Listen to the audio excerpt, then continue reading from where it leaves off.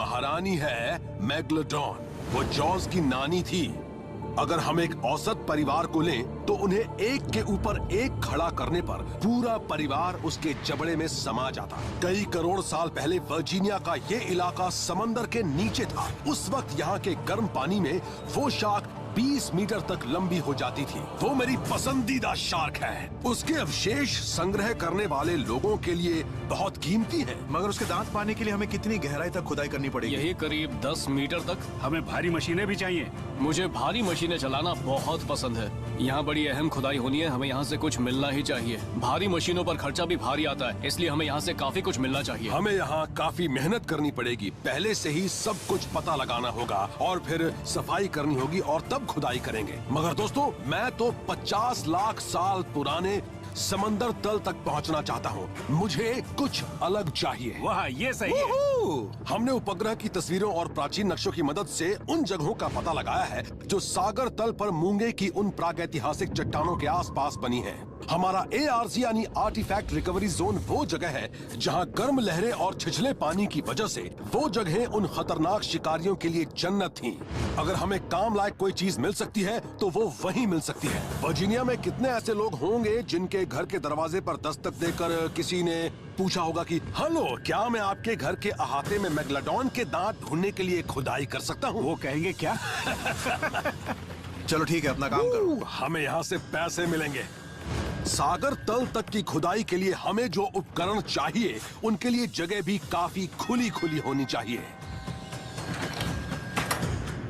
Hello, good morning sir. Morning, good morning. मेरा नाम रिक savage है। मैं अमेरिकन सैवेज से आया हूँ। मेरी कंपनी आर्टिफैक्ट रिकवर करती है। आपके घर के अहाते में 10 मीटर नीचे फॉसिल का खजाना दबा है। मुझे कोई इंटरेस्ट नहीं है।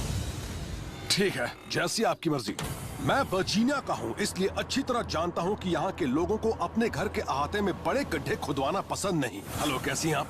आपके घर के अहाते में 10 मीटर नीचे फॉसिल का खजाना दबा है। हम उसे निकालेंगे, बेचेंगे और मुनाफे में आपको भी हिस्सा देंगे। नहीं, मुझे अपने अहाते में खुदाई नहीं करवानी। हम फॉसिल निकालेंगे, उन्हें बेचेंगे और जो भी मुनाफा होगा उसमें से आपको भी हिस्सा देंगे। नहीं, मुझे आपका हिस्सा नहीं चाहिए। ठीक है मैम। Thank you.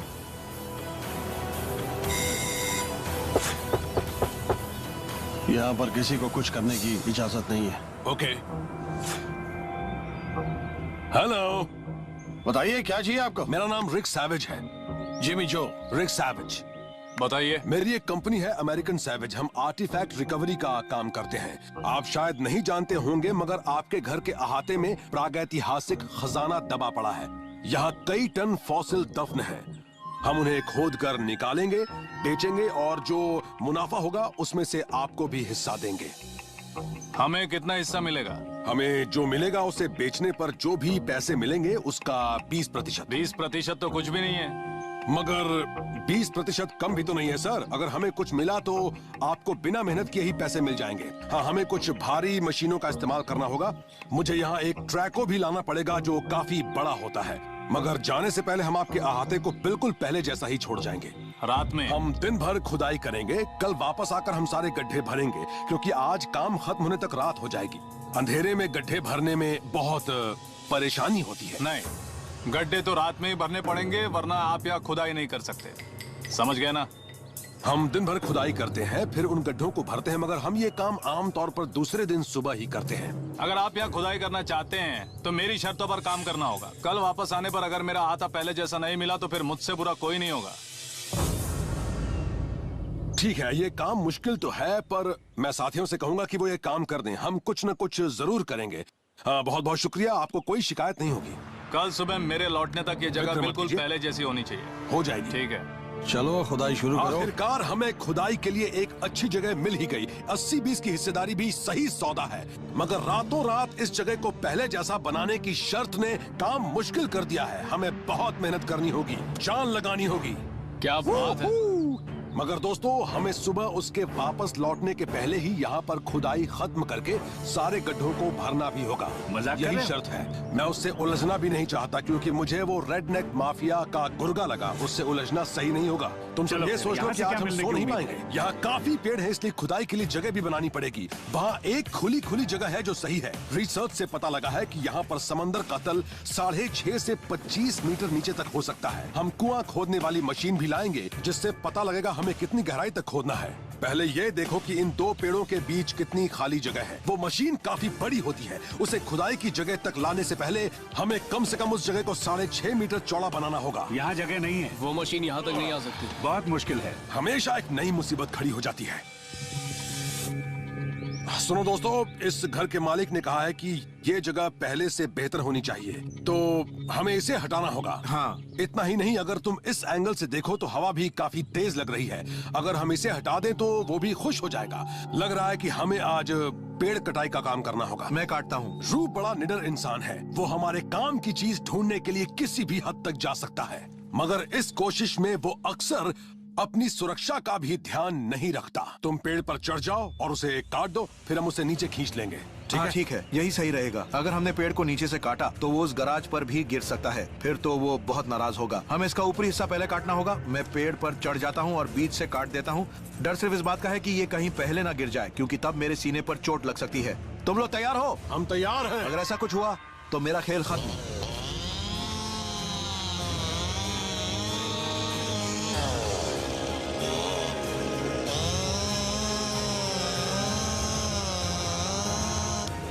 चलिए, काटते रहिए। हाँ हाँ, गिरने वाला। रू, ध्यान से काटो।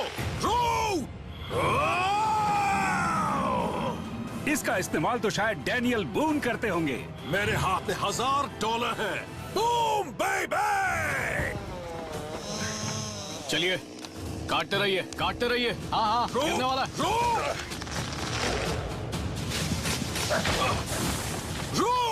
क्या पागलपन है। मुझे तो लगा कि वो पेड़ तुम्हारे ऊपर गिरने वाला है। हाँ, बूम बेबी! रो, नीचे आओ।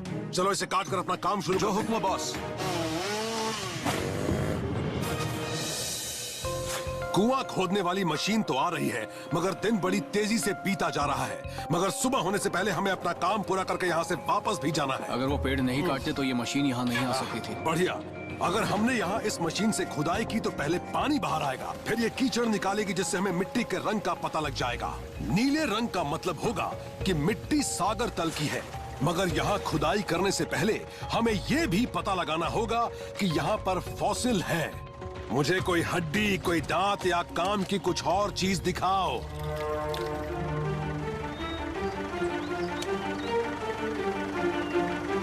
ये कहीं वही तो नहीं है। Oh yeah, baby! ये शार्क का दांत ही है तो छोटा सा, मगर उसका दांत ही है। बढ़िया।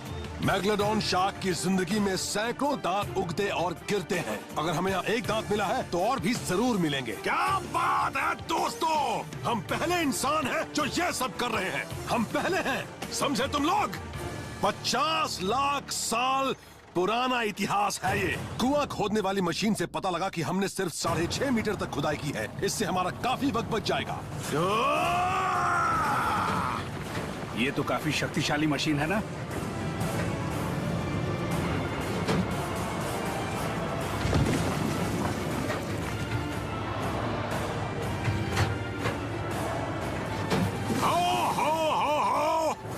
हम समंदर के तल तक पहुंच चुके हैं। लाओ, यहाँ ले आओ, छलनी भी ले आओ, बाल्टियां उठा लाओ। चलो अब छानना शुरू करो, जल्दी करो। अरे वाह, यहाँ तो बहुत कुछ है। हमें इनकी ही तलाश थी। हमने एक एक बाल्टी को छान कर देखा। ये देखा कि उसमें पुरानी चट्टानें तो नहीं है, क्योंकि उनमें ही फॉसिल होते हैं। इसमें वक्त तो लगता है, पर मैं जानता हूँ हमें मेहनत का फायदा मिलेगा। पानी चाहिए या नहीं? ये लो, एक और खेप आ गई है।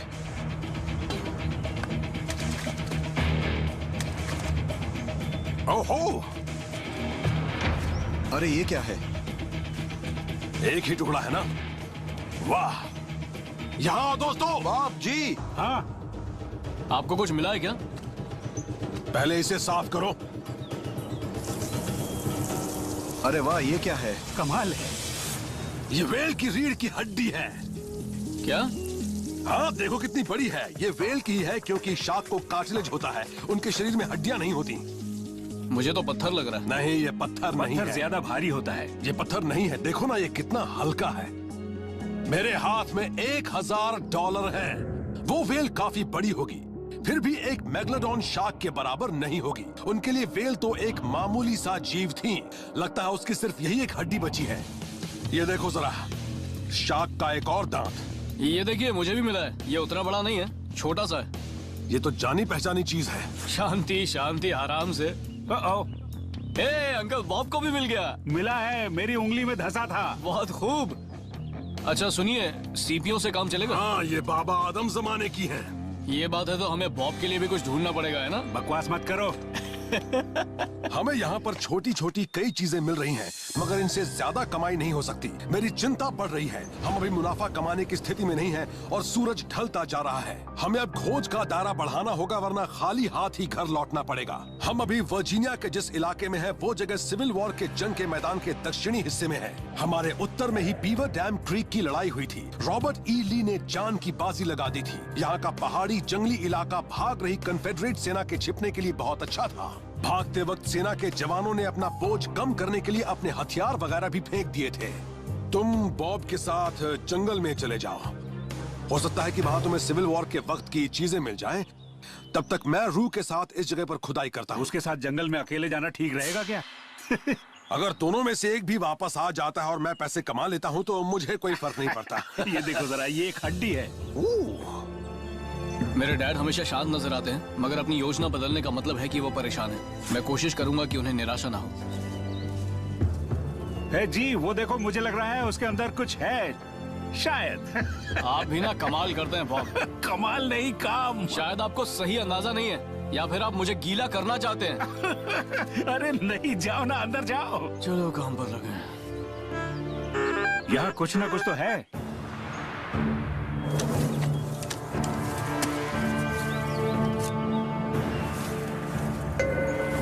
ये तो कबाड़ है। एक पाइप है। नहीं नहीं नहीं नहीं नहीं, ये कबाड़ नहीं है। निकालिए ना, इसे खोद निकालिए। ये लो, निकाल दिया। बॉब ये क्या है? मुझे तो केंटकी राइफल लग रही है। सिविल वॉर के पहले की। इसका इस्तेमाल शायद डैनियल बून करते थे। वूहू, क्या बात है। जरा दिखाइए। ये देखो, इसका साइट भी है। ये कितने में बिक सकता है? $400 से $500 में। बहुत बड़ी खोज है ये। मैं अभी बॉस को बताता हूँ। हमें मिला है बढ़िया माल।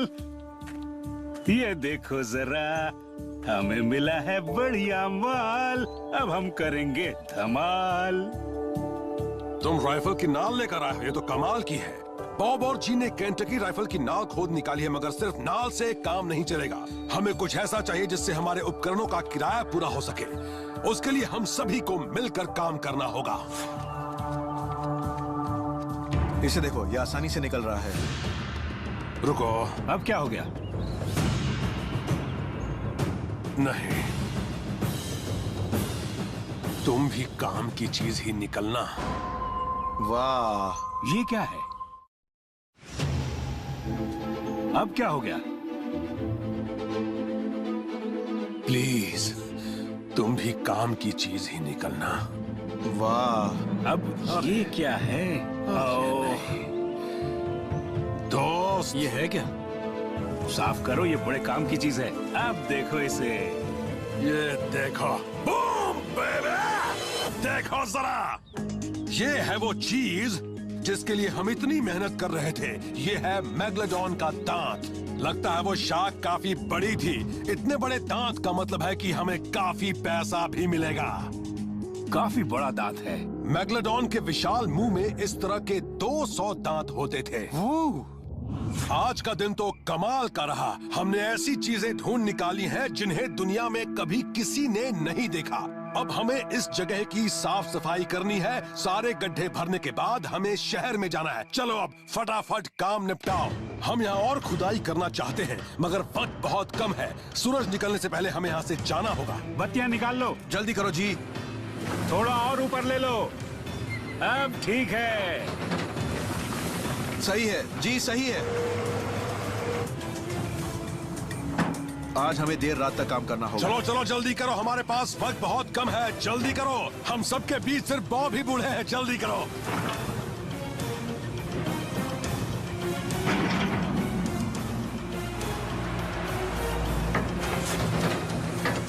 चलो हो गया जी, वक्त कम है। फॉसिल की खुदाई करने के बाद रातों रात उस जगह की साफ सफाई करने का काम हमने पहली बार किया था। अब हम थोड़ी देर सो सकते हैं और फिर कल दिन में मैं इन फॉसिल को बेचने जाऊंगा।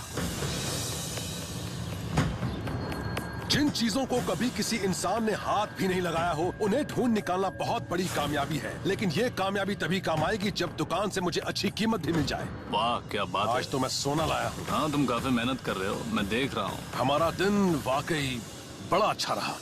कमाल है। जी हाँ। व्हेल की रीढ़ की हड्डी कमाल है। ये कम से कम 50 लाख साल पुरानी है। बहुत सुंदर है ये, सचमुच बहुत सुंदर। और भी चीजें हैं मेरे पास। सचमुच? जी बिल्कुल, माल की कमी नहीं है। ये देखिए जरा। ओह, मेगलोडॉन का दांत। हाँ, मशहूर मेगलोडॉन शार्क का दांत। जी सर। तुमने तो कमाल कर दिया। ये वाकई बहुत सुंदर है। तुम ये सब मेरे पास लेकर आए तो हो, मगर इनकी कीमत क्या लगाई है तुमने? देखिए, मेरे पास शार्क का दांत है, व्हेल की रीढ़ की हड्डी है और मेरे पास ये सुंदर सा मेगलोडॉन का दांत है। आपने भी शायद पहली बार इसे किसी म्यूजियम के बाहर देखा होगा। इन सब का मुझे कम से कम $4000 तो मिलना ही चाहिए। 4000?